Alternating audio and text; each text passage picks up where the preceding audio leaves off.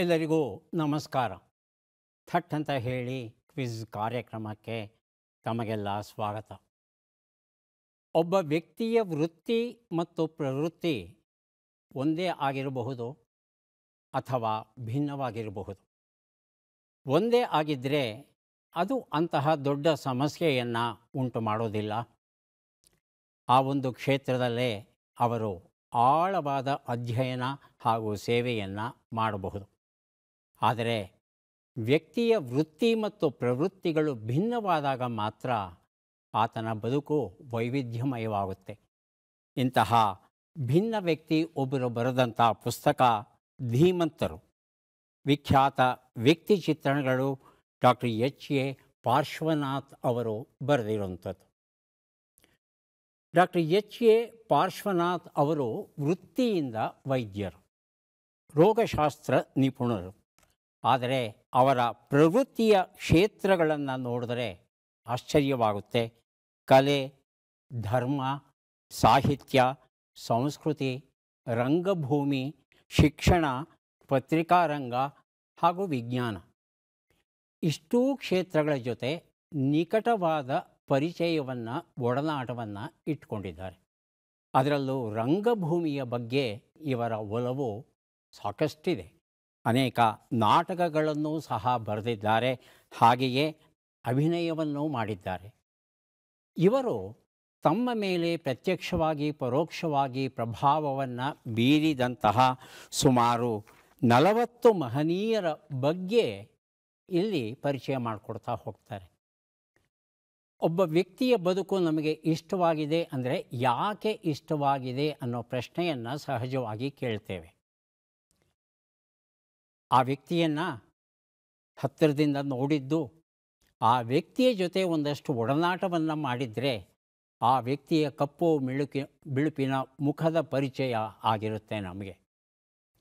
ಅದೇ ಒಬ್ಬ ವ್ಯಕ್ತಿ ನಮ್ಮ ಕಾಲದಲ್ಲಿ ಆಗಿರದೆ ಬಹಳ ಹಿಂದೆ ಆಗಿ ಹೋಗಿದ್ದರೆ ಲಭ್ಯ ಸಾಹಿತ್ಯದ ಆಧಾರದ ಮೇಲೆ ಆ ವ್ಯಕ್ತಿಯ ಚಿತ್ರಣ ಕಟ್ಟಿಕೊಡಬೇಕಾಗುತ್ತೆ.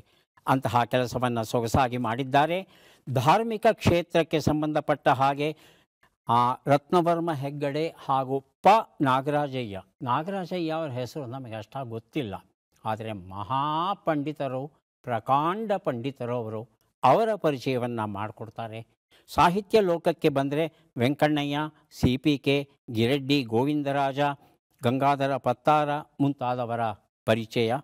ರಂಗಭೂಮಿಗೆ ಬಂತು ಅಂದರೆ ಮತ್ತೆ ಮತ್ತೆ ಕಾಡುವ Samsa, V Ramamurthy, B V Rajaram, Hooli Shekhar, Srikanta Gundappa, ಹೀಗೆ ಅನೇಕ ಜನರ ಪರಿಚಯ ಮಾಡಿಕೊಡ್ತಾ ವೈದ್ಯಕೀಯಕ್ಕೆ ಬಂದರೆ ಕೇವಲ ಪಾರ್ಶ್ವನಾಥ್ ಅವರಿಗೂ ಅಲ್ಲ, ನನಗೂ ಸಹ ಪ್ರಾಧ್ಯಾಪಕರಾಗಿದ್ದಂಥ ಡಾಕ್ಟರ್ ಟಿ ಪ್ರಭು ಅವರು, ಅವರ ಪರಿಚಯವನ್ನು ಮಾಡಿಕೊಡ್ತಾ ಎಸ್.ಪಿ. ಯೋಗಣ್ಣ, ಶರತ್ ಕುಮಾರ್ ಅರಸ್, ಹೀಗೆ ಅನೇಕ ವೈದ್ಯರ ಪರಿಚಯವನ್ನು ಮಾಡಿಕೊಡ್ತಾರೆ. ಹಾಗಾಗಿ ಆ ವ್ಯಕ್ತಿಗಳ ಬಗ್ಗೆ ಒಂದು ಸಮಗ್ರ ಚಿತ್ರಣವನ್ನು ಪಡೆಯೋದಕ್ಕೆ ಸಾಧ್ಯವಾಗುತ್ತೆ. ಧೀಮಂತರು ಡಾಕ್ಟರ್ ಎಚ್.ಎ. ಪಾರ್ಶ್ವನಾಥ್ ಅವರು ತಮ್ಮ ಸುದೀರ್ಘ ಒಡನಾಟದಲ್ಲಿ ತಾವು ಕಂಡಂಥ, ತಮ್ಮ ಮೇಲೆ ಪ್ರಭಾವವನ್ನು ಬೀರಿದಂಥ ಮಹನೀಯರ ಪರಿಚಯವನ್ನು ಸೊಗಸಾಗಿ ಮಾಡಿಕೊಡ್ತಾರೆ. ಡಾಕ್ಟರ್ ಎಚ್.ಎ. ಪಾರ್ಶ್ವನಾಥ್ ಅವರನ್ನು ಅಭಿನಂದಿಸ್ತಾ ಕಾರ್ಯಕ್ರಮವನ್ನು ಆರಂಭಿಸ್ತಾ ಇದ್ದೇವೆ. ಮೊದಲ ಸ್ಪರ್ಧಿಯ ಪರಿಚಯ. ಎಲ್ಲರಿಗೂ ನನ್ನ ನಮಸ್ಕಾರಗಳು. ನನ್ನ ಹೆಸರು ಸುಮಿತ್ರಾ. ನನ್ನದು ಮೂಲತಃ ಹಾಸನ ಜಿಲ್ಲೆ ಗೋಪನಹಳ್ಳಿ. ಪ್ರಸ್ತುತ ಬೆಂಗಳೂರಿಂದ ಬಂದಿದ್ದೇನೆ. ನನ್ನ ಹವ್ಯಾಸಗಳು ಪುಸ್ತಕಗಳನ್ನು ಓದೋದು, ಕತೆ ಕಾದಂಬರಿಗಳನ್ನು ಓದೋದು, ತಟ್ಟಂತೇಲಿ ಕಾರ್ಯಕ್ರಮ ನೋಡೋದು. ಸುಮಿತ್ರಾ ಅವರಿಗೆ ಸ್ವಾಗತವನ್ನು ಕೋರ್ತಾ ಇದ್ದೇವೆ. ಮುಂದಿನ ಸ್ಪರ್ಧಿ. ಎಲ್ಲರಿಗೂ ನಮಸ್ಕಾರ. ನನ್ನ ಹೆಸರು ಬಿ.ಎಂ. ಪ್ರಮೀಳಾ ಅಂತ. ಮೂಲತಃ ನಾನು ಚಿಕ್ಕಮಗಳೂರು, ಆದರೆ ಇವಾಗ ಸದ್ಯದಲ್ಲಿ ನೆಲೆಸಿರೋದು ಚಿಕ್ಕಬಳ್ಳಾಪುರದಿಂದ ಬಂದಿದ್ದೀನಿ. ನಾನು ವೃತ್ತಿಯಲ್ಲಿ ಶಿಕ್ಷಕಿ. ನನ್ನ ಹವ್ಯಾಸಗಳು ಅಂತ ಹೇಳಿದ್ರೆ ಹಾಡುಗಳನ್ನು ಹಾಡೋದು ಮತ್ತು ಕೇಳುವುದು, ಮತ್ತು ಕವನ ಮತ್ತು ಲೇಖನಗಳನ್ನು ಬರೆಯುವಂಥದ್ದು. ಪ್ರಮೀಳಾ ಅವರಿಗೆ ಸ್ವಾಗತವನ್ನು ಕೋರ್ತಾ ಇದ್ದೇವೆ. ನಮ್ಮ ಮೂರನೆಯ ಸ್ಪರ್ಧಿ. ಎಲ್ಲರಿಗೂ ನನ್ನ ನಮಸ್ಕಾರಗಳು. ನನ್ನ ಹೆಸರು ನಯನಾ ಕಾರ್ತಿಕ್. ನಾನು ಬೆಂಗಳೂರಿನಿಂದ ಬಂದಿದ್ದೇನೆ. ನಾನು ಖಾಸಗಿ ಕಂಪನಿಯಲ್ಲಿ ಕೆಲಸ ಮಾಡುತ್ತಿದ್ದೇನೆ. ನನ್ನ ಹವ್ಯಾಸಗಳು ಸಂಗೀತ ಕೇಳುವುದು ಹಾಗೂ ಪುಸ್ತಕಗಳನ್ನು ಓದುವುದು. ನಯನಾ ಅವರಿಗೆ ಸ್ವಾಗತವನ್ನು ಕೋರ್ತಾ ಇದ್ದೇವೆ. ಮೂವರು ಸಿದ್ಧವಾಗಿದ್ದರೆ ಕಾರ್ಯಕ್ರಮ ಆರಂಭಿಸೋಣ. ಮೊದಲಿಗೆ ನಿಯಮಗಳನ್ನು ಒಂದು ಸಲ ನೋಡಿಬಿಡೋಣ. ಒಟ್ಟು 10 ಪ್ರಶ್ನೆಗಳು. ಮೊದಲು ಬಜರ್ ಒತ್ತಿದವರಿಗೆ ಉತ್ತರ ನೀಡುವ ಅವಕಾಶ. ಪ್ರತಿ ಸರಿ ಉತ್ತರಕ್ಕೆ ಒಂದು ಪುಸ್ತಕ ಬಹುಮಾನ. ಆಯ್ಕೆಗಳು ಬರುವ ಮೊದಲೇ ಬಜರ್ ಒತ್ತಿ ಸರಿ ಉತ್ತರ ನೀಡಿದರೆ 2 ಪುಸ್ತಕ ಬಹುಮಾನ. 100 ಅಂಕಗಳನ್ನು ಗಳಿಸಿದವರಿಗೆ ಒಂದು ವಿಶೇಷ ಪುಸ್ತಕವನ್ನು ಬಹುಮಾನವಾಗಿ ಕೊಡ್ತೇವೆ. ನಕಾರಾತ್ಮಕ ತಂತ್ರಗಳಿಗೆ ಅವಕಾಶವಿಲ್ಲ. ಈ ಕಾರ್ಯಕ್ರಮದಲ್ಲಿ ನಾವು ಕೊಡುವ ಎಲ್ಲ ಪುಸ್ತಕಗಳನ್ನು ನಮಗೆ ಕೊಟ್ಟವರು ಡಾಕ್ಟರ್ ಜ್ಯೋತಿ ಸಿದ್ಮಲ್ ಸ್ವಾಮಿ ಗೋಂಗಡೆಮಠ್ ಮತ್ತು ಕುಟುಂಬದವರು ಗೋಕಾಕಿಂದ, ಹಾಗೂ ವಿಜಯಪುರದಿಂದ ಗಂಗಾದೇವಿ ಕೋಡಿಕೊಪ್ಪಮಠ್ ಮತ್ತು ಕುಟುಂಬದವರು. 2 ಕುಟುಂಬಗಳಿಗೆ ಕೃತಜ್ಞತೆಯನ್ನು ಸೂಚಿಸ್ತಾ ಕಾರ್ಯಕ್ರಮದ ಮೊದಲ ಪುಸ್ತಕ, ಮೊದಲ ಪ್ರಶ್ನೆ. ಪಂಜೆ ಮಂಗೇಶರಾಯರ ಕಥೆಗಳು. ಪಂಜೆ ಮಂಗೇಶರಾಯರೇ ಬರೆದಂಥ ಪುಸ್ತಕ ಕಥೆಗಳು. ನಮ್ಮ ಮೊದಲ ಪ್ರಶ್ನೆ. ಶಾಂಘೈ ಸಹಕಾರ ಸಂಘದ ವ್ಯಾಪ್ತಿಯಲ್ಲಿ ಸಿರಿಧಾನ್ಯಗಳ ಆಹಾರ ಉತ್ಸವವನ್ನು ಯಾವ ದೇಶವು ಆಯೋಜಿಸಿತು? ಆಯ್ಕೆಗಳನ್ನು ನೋಡೋಣ. Japan, Bharat, Indonesia, Kazakhstan. ಮೊದಲಿಗೆ ನಯನ, ನಂತರ ಪ್ರಮೀಳಾ. ಭಾರತ ಆಯ್ಕೆ 2. ಪ್ರಮೀಳಾ? ಜಪಾನ್ ಆಯ್ಕೆ 1. ಉತ್ತರವನ್ನು ನೋಡೋಣ. ಸರಿಯಾದ ಉತ್ತರ ಭಾರತ ಆಗಿತ್ತು. ನಯನ ಈ ಉತ್ತರವನ್ನು ಕೊಟ್ಟಿದ್ದಾರೆ. ಪಂಜೆ ಮಂಗೇಶರಾಯರ ಕಥೆಗಳ ಪುಸ್ತಕವನ್ನು ಅವರಿಗೆ ಕೊಟ್ಟಿದ್ದೇವೆ. 2023ನೇ ವರ್ಷವನ್ನು ನಾವು ಅಂತಾರಾಷ್ಟ್ರೀಯ ಸಿರಿಧಾನ್ಯಗಳ ವರ್ಷವನ್ನಾಗಿ ಆಚರಿಸ್ತಾ ಇದ್ದೇವೆ. ಈ ಒಂದು ಹಿನ್ನೆಲೆಯಲ್ಲಿ ಸಿರಿಧಾನ್ಯಗಳನ್ನು ವಿಶೇಷವಾಗಿ ಬಳಸುವಂಥ ದೇಶಗಳು ಯಾವುದಿದೆ? ಅದು ಕಜಕಸ್ತಾನ್, ಉಜ್ಬೇಕಿಸ್ತಾನ್, ರಷ್ಯಾ, ಕಿರ್ಗಿಸ್ತಾನ್ ಹಾಗೂ ಭಾರತ. ಇವರೆಲ್ಲರೂ ಸೇರಿಕೊಂಡು ಮುಂಬೈಯಲ್ಲಿ ಒಂದು ಉತ್ಸವವನ್ನು ಮಾಡಿದ್ರಂತೆ. ಆಯಾ ದೇಶದ ಜನರು ಈ ಸಿರಿಧಾನ್ಯಗಳನ್ನು ಬಳಸಿಕೊಂಡು ತಾವು ಯಾವ ರೀತಿಯ ಖಾದ್ಯಗಳನ್ನು ಸಿದ್ಧಪಡಿಸಬಹುದು ಅನ್ನೋದನ್ನು ಪ್ರಾಯೋಗಿಕವಾಗಿ ತೋರಿಸ್ಕೊಟ್ಟಂತೆ ಇದು ಬಹಳ ಯಶಸ್ವಿ ಆಯಿತು ಅನ್ನೋ ಸುದ್ದಿಯನ್ನು ಕೇಳಿದ್ದೇವೆ. ಸಂದೀಪ್ ಹೆಗಡೆ ಬರೆದ ಬಿಡುಗಡೆ ಎನ್ನುವ ಕಾದಂಬರಿ ಕೃತಿ ನಮ್ಮ ಪ್ರಶ್ನೆ. ವರ್ಜೀನಿಯಾ ನಾರ್ವುಡ್ ಯಾವ ಕ್ಷೇತ್ರದಲ್ಲಿ ಪ್ರಸಿದ್ಧರಾಗಿದ್ದರು? ಆಯ್ಕೆಗಳನ್ನು ನೋಡೋಣ. ಬಾಹ್ಯಾಕಾಶ, ಸಾಹಿತ್ಯ, ವೈದ್ಯಕೀಯ, ಚಲನಚಿತ್ರ. ಮೊದಲಿಗೆ ನಯನ, ನಂತರ ಪ್ರಮೀಳಾ. ಬಾಹ್ಯಾಕಾಶ ಆಯ್ಕೆ 1. ಪ್ರಮೀಳಾ? ವೈದ್ಯಕೀಯ ಆಯ್ಕೆ 3. ಉತ್ತರವನ್ನು ನೋಡೋಣ. ಬಾಹ್ಯಾಕಾಶ ಉತ್ತರ ಸರಿಯಾಗಿದೆ. ಬಿಡುಗಡೆ ಈ ಕಾದಂಬರಿ ಕೃತಿಯನ್ನು ನಯನ ಅವರಿಗೆ ಕೊಟ್ಟಿದ್ದೇನೆ. ಅಮೆರಿಕದ ಬಾಹ್ಯಾಕಾಶ ಇಂಜಿನಿಯರ್, ಸಂಶೋಧಕಿ ಹಾಗೂ ಭೌತವಿಜ್ಞಾನಿ ಆಗಿದ್ದರು. ಲ್ಯಾಂಡ್ಸ್ಯಾಟ್ಗಾಗಿ ಇವರು ಮಲ್ಟಿಸ್ಪೆಕ್ಟ್ರಲ್ ಸ್ಕ್ಯಾನರ್ ಅಂತಕ್ಕಂಥ ಒಂದು ಸಾಧನವನ್ನು ರೂಪಿಸ್ತಾರೆ. ಇದು 50 ವರ್ಷಗಳ ಕಾಲ ಕೆಲಸ ಮಾಡುತ್ತೆ. ಬಹಳ ಪರಿಣಾಮಕಾರಿಯಾಗಿ ಕೆಲಸ ಮಾಡುತ್ತೆ.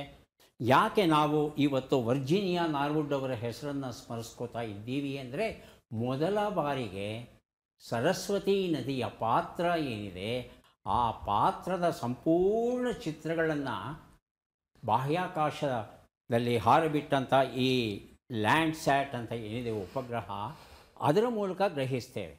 ಆ ಗ್ರಹಿಸೋಕ್ಕೆ ನೆರವಾದದ್ದು ಈಕೆ ಮಾಡಿಕೊಟ್ಟಂಥ ಸ್ಕ್ಯಾನರಿಂದ.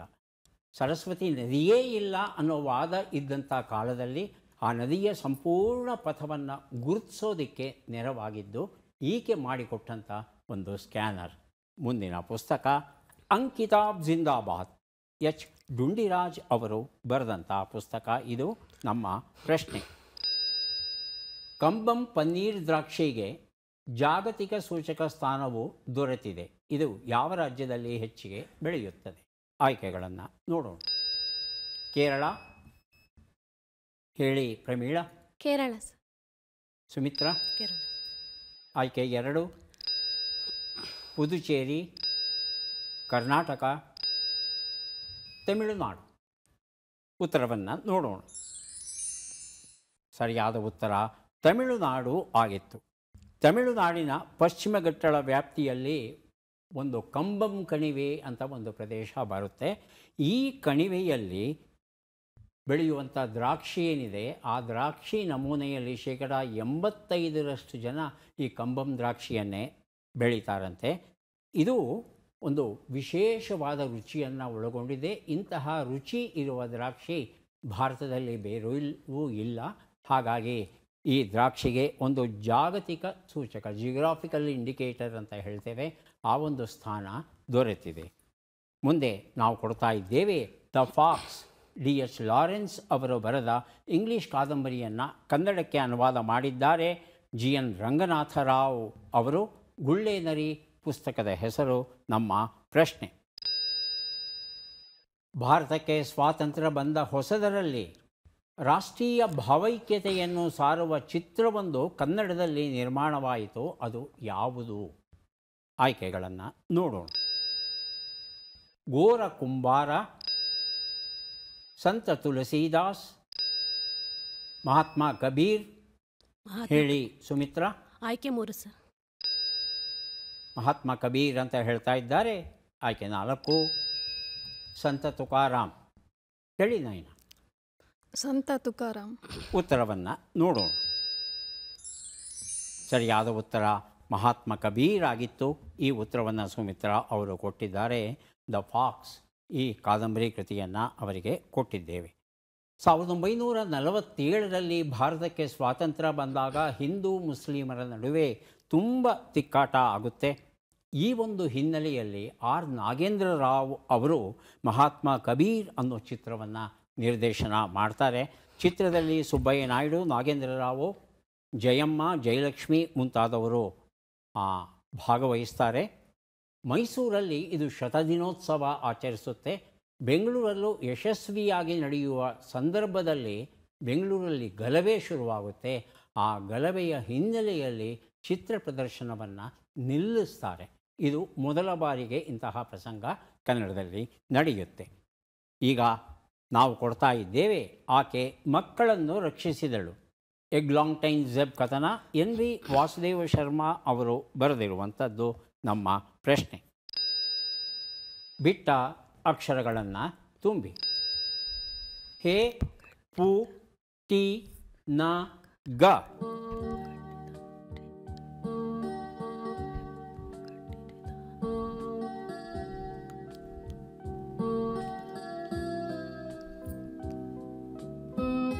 ಹೇಳಿ ಪ್ರಮೀಳಾ.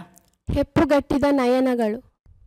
ಹೆಪ್ಪುಗಟ್ಟಿದ ನಯನ. ನಾ ಇಲ್ಲಮ್ಮ, ಅಲ್ಲಿ ಗಾ ಇದೆ. ನಯನ ಹಾಗೂ ಸುಮಿತ್ರಾ ಪ್ರಮೀಳಾ ಅವರು ಕೊಟ್ಟಂಥ ಉತ್ತರದಿಂದ ಪ್ರೇರಿತರಾಗಿ ತಾವು ಉತ್ತರ ಕೊಡೋದಕ್ಕೆ ಪ್ರಯತ್ನಿಸಬಹುದು. ಸುಮಿತ್ರಾ, ನಯನ, ಪ್ರೇಮಳಾ ಅವರೇ ಇನ್ನೊಂದು ಅವಕಾಶ ಕೊಡ್ತೇನೆ, ಸರಿಪಡಿಸ್ಕೋತೀರಾ? ಹೇಳಿ. ಹೆಪ್ಪುಗಟ್ಟಿದ ಮನಸ್ಸುಗಳು. ಉತ್ತರವನ್ನು ನೋಡೋಣ. ಹೆಪ್ಪುಗಟ್ಟಿರುವ ನದಿಗಳು ಅನ್ನೋದು ಸರಿಯಾದ ಉತ್ತರ ಆಗಿತ್ತು. ಈಗ ಒಂದು ಕಾದಂಬರಿ ಪುಸ್ತಕವನ್ನು ಕೊಡ್ತಾ ಇದ್ದೇವೆ.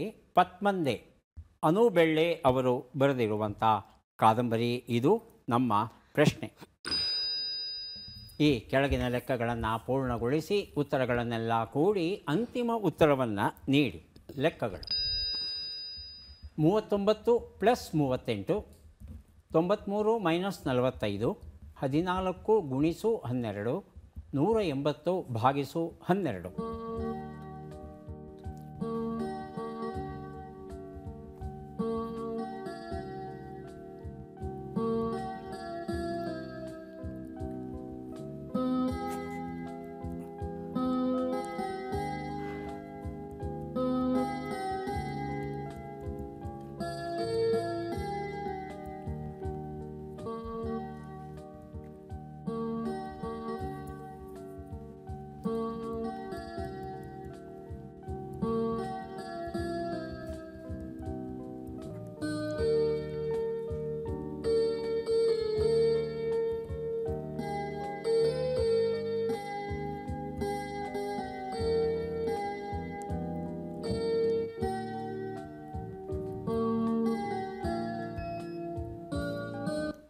ಮೊದಲಿಗೆ ಬಜರುತ್ತಿದ್ದಾರೆ ಪ್ರೇಮಿಳಾ ಅವರು 310. 310. ಹೇಳಿ ನಯನ. 308. 308. ಸುಮಿತ್ರಾ, ಉತ್ತರವನ್ನು ನೋಡ್ತಾ ಹೋಗೋಣ. ಒಂದು ಉತ್ತರ 77, 48, 168, 15 ಎಲ್ಲವನ್ನು ಕೂಡಿದ್ರೆ 308, 308 ಉತ್ತರ ಬಂದಿದೆ. ನಯನ ಈ ಉತ್ತರವನ್ನು ಕೊಟ್ಟಿದ್ದಾರೆ. ಪದ್ಮಂದೆ ಈ ಕಾದಂಬರಿ ಪುಸ್ತಕವನ್ನು ಅವರಿಗೆ ಕೊಟ್ಟಿದ್ದೇನೆ. ಈಗ ಕೊಡ್ತಾ ಇದ್ದೇವೆ ಮಹಾಭಾರತದ ಉಪಕಥೆಗಳು ಎನ್ನುವ ಪುಸ್ತಕ. ಸಂಪಾದಕರು YN ಗುಂಡೂರಾವ್ ಅವರು. ನಮ್ಮ ಪ್ರಶ್ನೆ, ಈ ಪದ್ಮ ಪುರಸ್ಕೃತರನ್ನು ಗುರುತಿಸಿ. ಚಿತ್ರವನ್ನು ನೋಡೋಣ.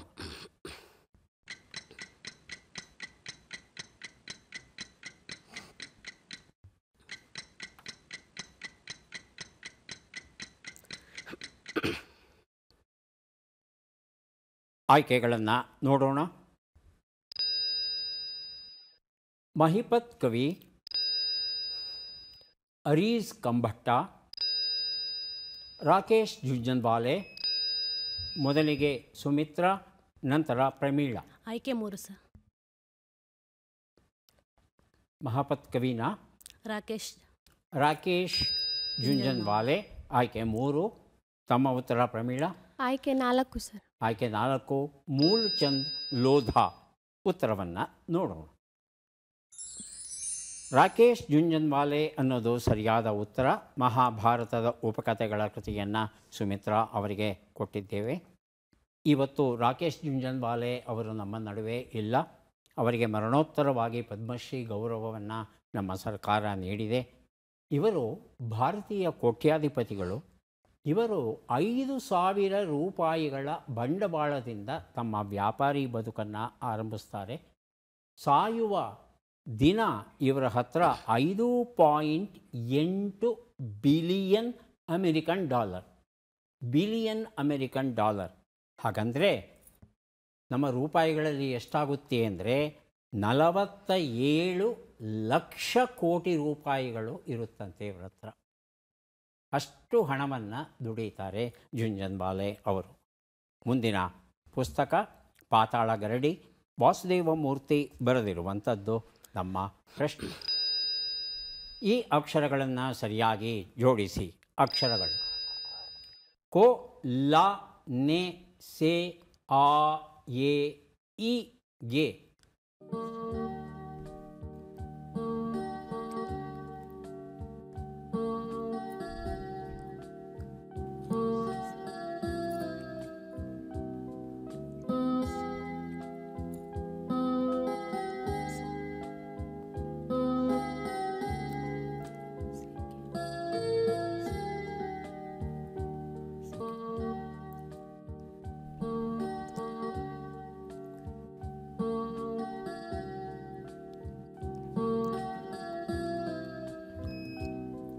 ಹೇಳಿ ನಯನ. ಆಸೆಯೇ ಇಲ್ಲ ಕೊನೆಗೆ. ಆಸೆಯೇ ಇಲ್ಲ ಕೊನೆಗೆ. ಆಸೆಗೆ ಇಲ್ಲ ಕೊನೆ ಅಂತ ಹೇಳಿದ್ರೆ 7 ಅಕ್ಷರ ಆಗುತ್ತೆ. ಆಸೆಯೇ ಇಲ್ಲ ಕೊನೆಗೆ. ಅರ್ಥವಾಗಲಿಲ್ಲಮ್ಮ, ಸ್ವಲ್ಪ ಅರ್ಥವತ್ತಾಗಿ ಜೋಡಿಸೋಕ್ಕಾಗುತ್ತಾ? ಆಸೆಯೇ ಇಲ್ಲ ಕೊನೆಗೆ. ಆಸೆಯೇ ಇಲ್ಲ ಕೊನೆಗೆ. ಆಸೆಯೇ ಇಲ್ವಾ ಮನುಷ್ಯನಿಗೆ? ಸ್ವಲ್ಪ ಅಸಹಜವಾಗಿ ಕಾಣುತ್ತೆ ಇದು ಉತ್ತರ. ಪ್ರಮೀಳಾ ಅವರನ್ನು ಕೇಳ್ತೇನೆ. ಆಸೆಗೆ ಕೊನೆಯೇ ಇಲ್ಲ. ಆಸೆಗೆ ಕೊನೆಯೇ ಇಲ್ಲ. ಸುಮಿತ್ರಾ? ಕೊನೆಗೆ ಆಸೆ ಇಲ್ಲ. ಕೊನೆಗೆ ಆಸೆ ಇಲ್ಲ. ಉತ್ತರವನ್ನು ನೋಡೋಣ. ಆಸೆಗೆ ಕೊನೆಯೇ ಇಲ್ಲ ಅನ್ನೋದು ಅರ್ಥವತ್ತಾಗಿ ಬರುವಂಥ ಉತ್ತರ. ಪಾತಾಳ ಗರಡಿ ಈ ಪತ್ತಿದಾರಿ ಕೃತಿಯನ್ನು ಪ್ರಮೀಳಾ ಅವರಿಗೆ ಕೊಟ್ಟಿದ್ದೇನೆ. 3 ಪುಸ್ತಕವನ್ನು ಕೊಡೋದಕ್ಕೆ ಸಿದ್ಧವಾಗಿದ್ದೇವೆ. ಪದಬಂಧ ಬಂದಿದೆ. ಸುಳುಹುಗಳನ್ನು ಈಗ ನೋಡೋಣ. ಸುಳುಹುಗಳು: ಸಾಮ್ರಾಜ್ಞಿ, ಕಾನೂನು ರಹಿತವಾದ ಕ್ರಮ, ಚಾಂದ್ರಮಾನದ 8ನೆಯ ತಿಂಗಳು.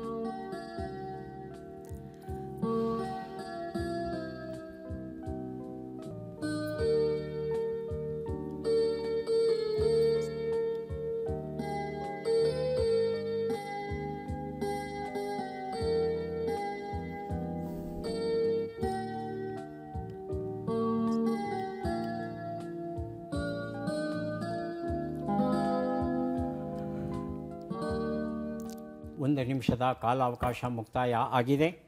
ಒಂದು ಉತ್ತರ.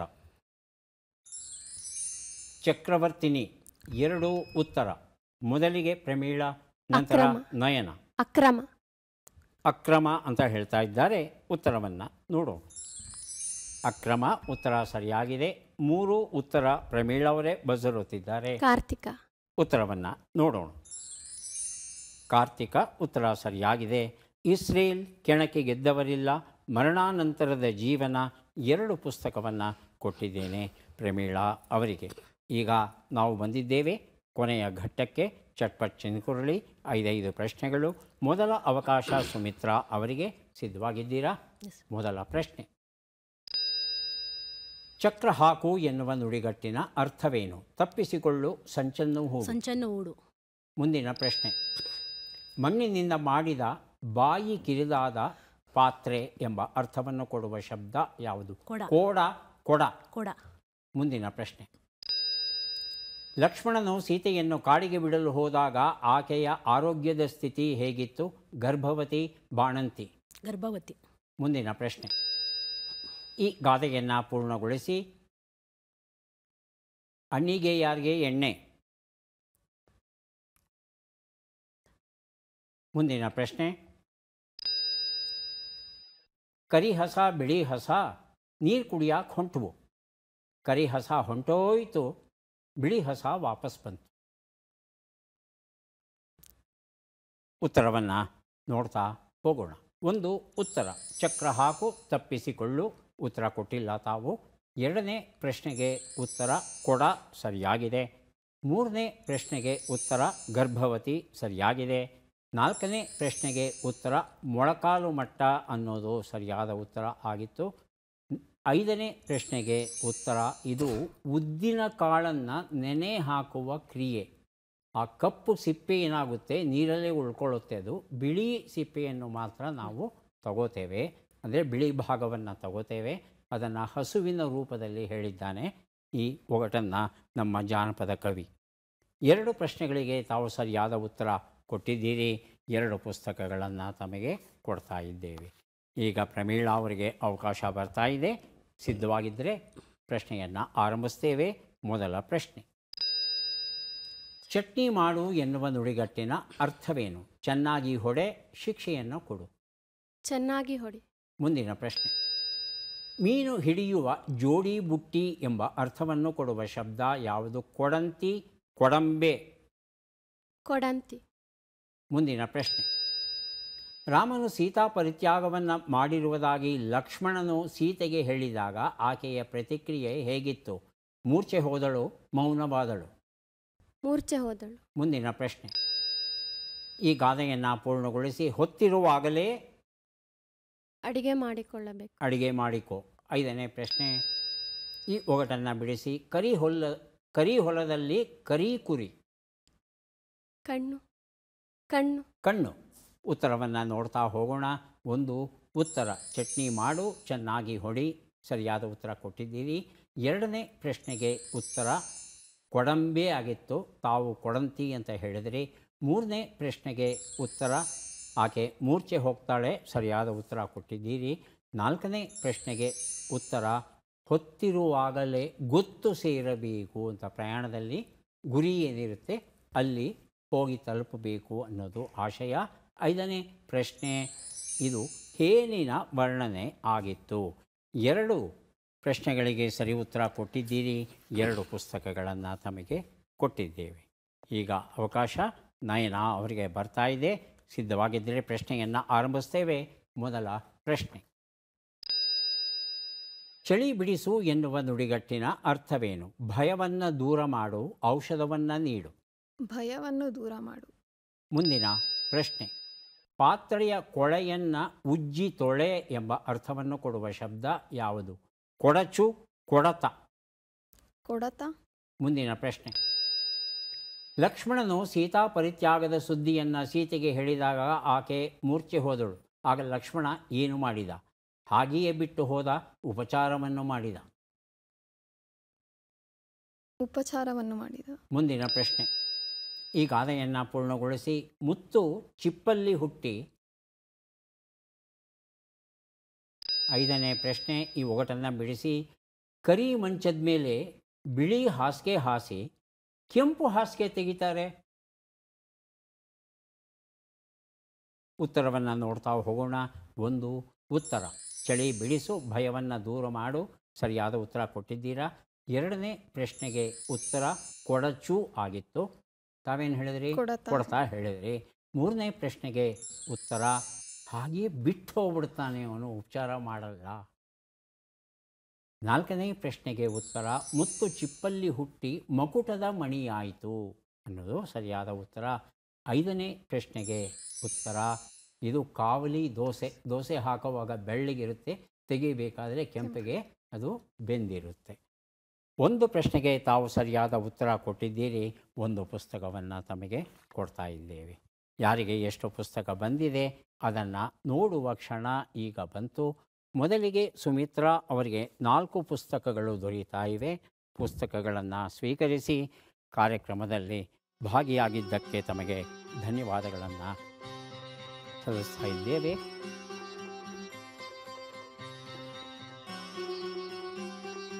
ಐದು ಪುಸ್ತಕಗಳು ಪ್ರಮೀಳಾ ಅವರಿಗೆ ಸಿಗ್ತಾ ಇದೆ. ಅಭಿನಂದನೆಗಳು.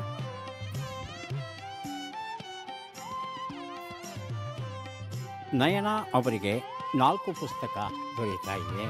ಸ್ವೀಕರಿಸಿ ಅಭಿನಂದನೆಗಳು.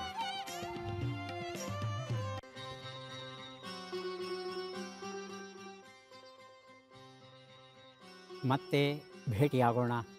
ನಮಸ್ಕಾರ.